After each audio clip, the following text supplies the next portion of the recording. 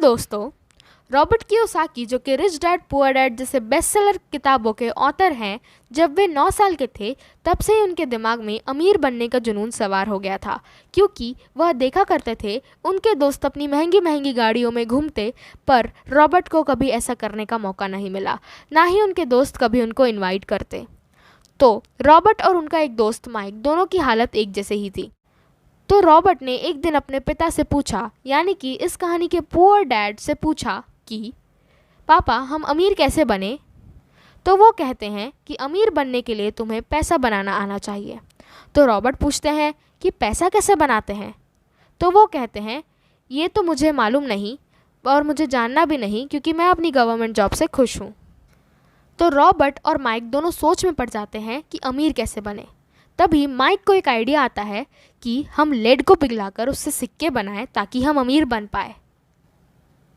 लेकिन वो दोनों काम पर तो लग जाते हैं, पर जब रॉबर्ट के डैड को ये पता चलता है कि उनका बेटा गलत काम कर रहा है, तो वो कहते हैं कि ये इलीगल है बेटा, पर तुमने काम किया, कोशिश की, अच्छी बात है, बट ये गवर्नमेंट के लिए ही अलाउड है सिर्फ। तो वो दोनों दुखी होकर कहते हैं कि फिर हम पैसा कैसे बनाएं?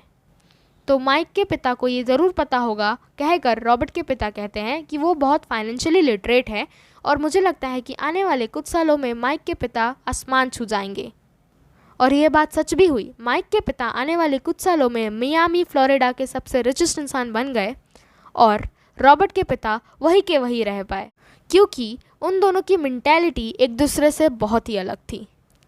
एक डैड का कहना था कि तुम अच्छे से पढ़ाई करो ताकि तुम एक को अच्छी जॉब मिले, और एक डैड का कहना था कि तुम अच्छे से पढ़ाई करो ताकि तुम दूसरों को जॉब दे सको।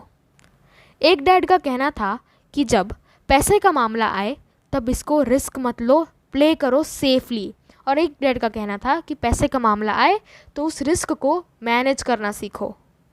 वो बात तो सच्ची है कि people shape their life through their thoughts. तो जब ऑथर यूएस मर्चेंट एकेडमी से ग्रेजुएट होकर निकले तो उनके डैड बहुत ही हैप्पी थे, क्योंकि उनको स्टैंडर्ड ऑयल ऑफ कैलिफोर्निया ने हायर कर लिया था एज अ वर्कर, जहां पर उनकी सैलरी $42,000 अ ईयर थी, जो कि अभी भी उनके दोस्तों से कम ही थी। पर वहां उनको 12 महीनों में से 7 महीने ही काम करने पड़ते थे और बाकी के 5 महीने उनकी छुट्टी रहती थी, जिससे वो आसानी से जाकर वियतनाम में सब्सिडायरी शिपिंग कंपनी में काम कर सकते थे। पर उन्होंने 6 महीने बाद ही उस नौकरी से रिज़ाइन कर लिया और मराइन क्रॉप्स को ज्वाइन कर लिया।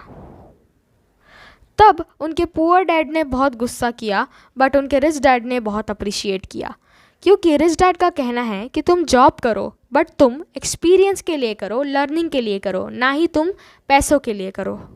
क्योंकि अगर तुम सोचते हो कि पैसे तुम्हारे हल कर देगी सारी प्रॉब्लम, तो तुम गलत हो, क्योंकि पैसा आएगा और जाएगा। लेकिन अगर तुम पैसों के लिए फाइनेंशियली लिटरेट हो तो तुमको पता चलेगा कि पैसा कैसे लाते हैं और पैसे से पैसे कैसे बनाते हैं। तो जब 1990 की शुरुआत में फोनिक्स और एरिज़ोना की हालत बहुत बिगड़ रही थी, तभी रॉबर्ट अपने घर में बैठे चाय पी रहे थे। तभी रॉबर्ट ने देखा कि एक फाइनेंशियल प्लानर सेविंग्स के बारे में बता रहा है और जो बोल रहा है कि हमें हर महीने $100 सेविंग करना चाहिए, जिससे हमारे रिटायरमेंट सिक्योर हो पाए। तो रॉबर्ट कहते हैं कि सेविंग करना एक अच्छा ऑप्शन होगा, बट उस सेविंग को इन्वेस्ट ना करना, क्योंकि उसमें रिस्क होता है, वो एक गलत ऑप्शन होगा।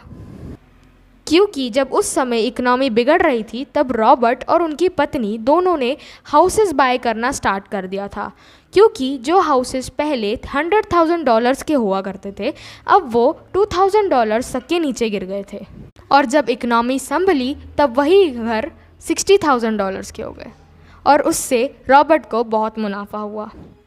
सेविंग करना एक अच्छी ऑप्शन है, बट सेविंग को इन्वेस्ट ना करना वो गलत ऑप्शन होगा, क्योंकि if you will not take risk then you will work under the man who took risk. इस बुक में ऑथर कहते हैं कि लोग जब भी इनसे पूछते हैं कि मैं कैसे जल्दी अमीर बनूं या फिर मैं जल्दी से अमीर बनना चाहता हूं, तो उनका एक ही आंसर रहता है, जो कि इनके रिच डैड का भी वही आंसर था, कि if you want to be rich you need to be financially literate. मतलब आपको अगर रिच बनना है तो आपको फाइनेंशियली लिटरेट होना चाहिए।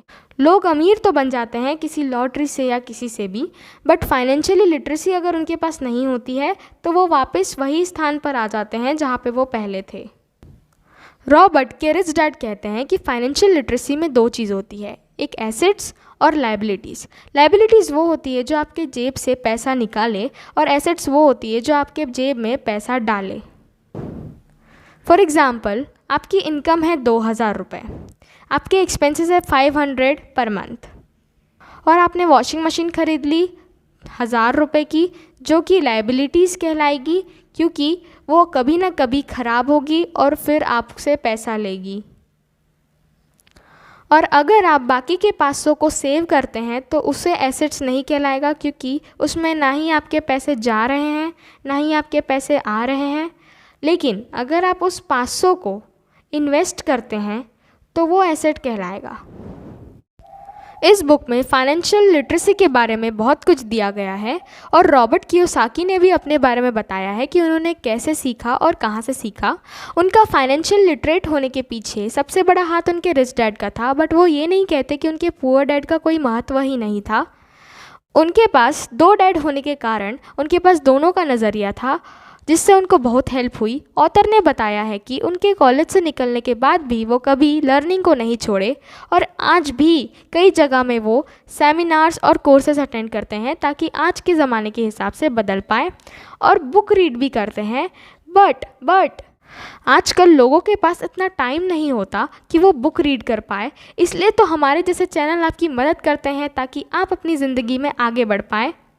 और इसलिए आप इस चैनल को सब्सक्राइब ज़रूर कीजिए ताकि आप ऐसी वीडियो आगे भी देखें, और लाइक भी कीजिए और अपनी राय कमेंट सेक्शन में देना मत भूलिए।